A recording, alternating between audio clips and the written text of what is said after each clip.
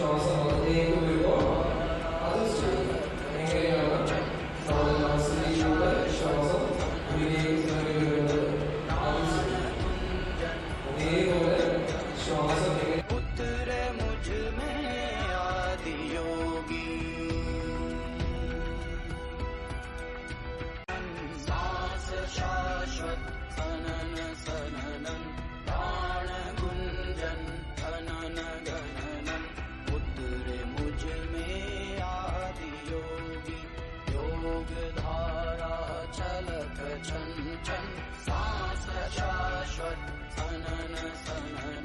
Ini Pak Sri Jaji Kumar Sri